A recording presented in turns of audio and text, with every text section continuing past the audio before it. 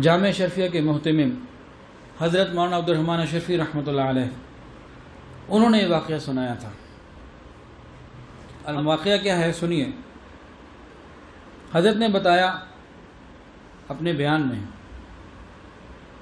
کہ جامعہ اشرفیہ میں ایک بڑی عمر والے صاحب نماز پڑھنے آتے تھے، اور وہ ہجرت کر کے پاکستان تشریف لائے ہوئے تھے، اور ایک سمجھدار اور ذمہ دار شہری تھے، لیکن کبھی کبھی ان کو رونا اور ایسا ان کے اوپر حال طاری ہوتا کہ کنٹرول کرنے والے بھی کنٹرول نہ کروا پاتے، اور وہ ایک دم اپنے آپ سے بے حال ہو جاتے، جیسے کوئی دورہ پڑا ہے، کیا ہوا ہے، تو ایک دم بے حال ہو جاتے، اور ان کا رونا اور چیخنا ایک عجیب معاملہ ہو جاتا، اور جب ٹھیک ہوتے تو ٹھیک زندگی گزارتے، لیکن کبھی اچانک یہ معاملہ چلتا۔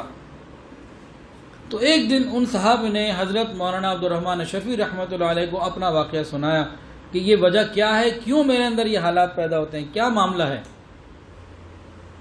یہ انہوں نے بتایا۔ کیا کہا؟ کہنے لگے کہ حضرت، جب ہم ہندوستان سے چلے تھے، ہمیں معلوم ہو گیا تھا کہ پاکستان مسلم لیگ کامیاب ہو، آل انڈیا مسلم لیگ کامیاب ہو گئی اور مملکت پاکستان کا وجود بن گیا، تو میں، میری جوان العمر بچیاں، میرے گھر والے، ہم سب لوگ نکلے کہ پاکستان میں جائیں گے اور ایک آزاد اسلامی فلاحی ریاست کے اندر اللہ کے حکم اور نبی کے طریقوں کو پورا کریں گے، ہمیں پوری آزادی ہوگی مذہب کی۔ ہم لوگ نکلے، ایک بڑا قافلہ نکلا، جو کچھ مال ہاتھ میں لے سکتے تھے سامان وہ لیا، باقی اپنی جائیداد، زمین، پراپرٹی سب کچھ چھوڑ کر ایک اللہ کے لیے قربانیاں دیں، ہجرت کا ہم نے سفر شروع کیا۔ لیکن راستے میں کبھی سکھوں نے، کبھی ہندوؤں نے ایک کے بعد ایک حملے کرنے شروع کیے۔ ہمارا ایک بہت بڑا قافلہ تھا، وہ ذبح ہوتے ہوتے ہوتے اور بچتے بچاتے، معاملہ چلتے چلتے صرف ایسا ہوا کہ وہ وقت آ گیا، ایک میں تھا اور ایک میری جوان العمر بیٹی بچی۔ ہم کہیں چھپے ہوئے تھے اور پاکستان ابھی دور تھا۔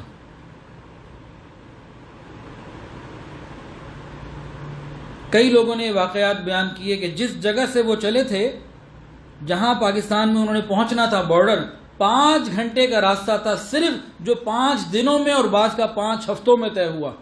سینکڑوں اور ہزاروں چلے تو درجنوں پہنچے یا کچھ پہنچے۔ ان کے ساتھ بھی یہی ہوا۔ ان بے شمار قافلوں میں سے ایک قافلہ یہ بھی تھا۔ کہتے ہیں ایک ایسی جگہ تھی کہ باقی تو سب شہید ہو گئے، مال وغیرہ لوٹ لیا گیا، اب میں بچا اور میری جوان العمر بیٹی تھی۔ ہم چھپے ہوئے تھے، پاکستان ابھی مزید دور تھا اور مستقل حملوں کے خطرے تھے۔ اس کیفیت میں میری بیٹی نے مجھے کہا، ابا جان میری ایک بات کو مان لیجئے، میری ایک خواہش پوری کر دیجئے۔ کہتے ہیں میں نے بیٹی کو کہا، بیٹا میں اس حالت میں قصبہ پرسی میں تیری کون سی فرمائش پوری کروں، تیری کون سی خواہش ہے؟ کہنے لگی، ابا جان آپ مجھے اپنے ہاتھوں سے ذبح کر دیجئے۔ انہوں نے کہا، بیٹی کیا کہہ رہی ہے تو؟ کوئی باپ اپنی بیٹی کو اپنے ہاتھوں سے ذبح کرے گا؟ کہ ہاں ابا جان، بات یہ ہے کہ جب میں اپنے گھر سے نکلی تھی، آپ نے بتایا تھا پاکستان بن گیا، وہاں نیک لوگوں کی بستی ہوگی، وہاں مدینہ کی ریاست ہوگی، کسی نیک نوجوان سے بھی میری شادی ہوگی، میں دین کے مطابق پاک دامنی کی زندگی گزاروں گی۔ یہ سب سہانے خواب لے کے میں نے اپنے گھر کو چھوڑا تھا، لیکن آپ کے سامنے کتنا بڑا قافلہ 2 لوگوں پر رہ گیا، باقی سارے شہید ہو گئے، ابھی تو وہ پاک سرزمین بہت دور ہے،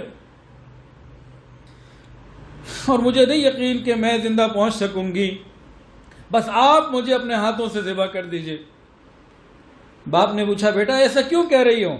کہا، ابا جان آپ کو معلوم ہے کہ جب یہ ہندو یا سکھ حملہ کرتے ہیں تو بچیوں کی عزت پہلے لوٹتے ہیں، جان بعد میں نکالتے ہیں، آپ اپنے ہاتھ سے مجھے ذبح کر دیں گے، کم سے کم میری عزت تو بچ جائے گی، میں اللہ کے سامنے پاک دامن تو پہنچ جاؤں گی، میری عزت کو تو حرف نہیں آئے گا، اور موت تو یقینی ہو ہی رہی ہے، اتنے نہ تھے کوئی نہ بچا، ابھی یہ کیسے پہنچ جائیں گے، ہمارے پاس کیا ہے، آپ مجھے یہ کر دیجئے۔ کہنے لگے، بیٹی اصرار کرتی رہی، میں انکار کرتا رہا، لیکن اس کی تڑپ ایسی شدید تھی، اتنا وہ کہتی رہی، میں نے اپنے ہاتھوں سے اپنی بیٹی کو مار دیا، ذبح کر دیا۔ حضرت بات یہ ہے، آج جب میں پاکستان کی گلیوں میں نکلتا ہوں اور نوجوانوں کو گناہوں کی طرف، سینما کی طرف، میوزک کی طرف جاتے ہوئے دیکھتا ہوں، زنا اور شراب اور موسیقی کی طرف جاتے ہوئے دیکھتا ہوں، تو مجھے وہ اپنی بیٹی کی باتیں یاد آتی ہیں کہ کس مقصد کے لیے اس نے قربانیاں دیں اور کس مقصد کے لیے ہم یہاں آئے تھے۔ کیا یہی مقصد تھا؟ اسی لیے ہمیں قربانیاں دی تھیں۔ تو بس وہ جب خیالات آ جاتے ہیں تو پھر میں اپنے آپ میں نہیں رہتا۔ یہ واقعہ حضرت مولانا عبد الرحمن اشرفی رحمۃ اللہ علیہ نے جامع شرفیہ میں سنایا تھا۔ بتائیں تو صحیح، قیامت کے دن جب ان شہداء سے ہماری ملاقات ہوگی، ایسا نہ ہو کہ ان کے ہاتھ ہوں ہمارے گریبان ہوں۔ ہم نے کیا کیا اپنے ملک کے لیے؟ پاکستان کی بقا اور لا الہ الا اللہ، ترقی محمد الرسول اللہ ہے، ہم اللہ کے حکم، نبی کے طریقوں پر چلنے والے بن جائیں، اللہ آج اس کو ترقی عطا فرما دے۔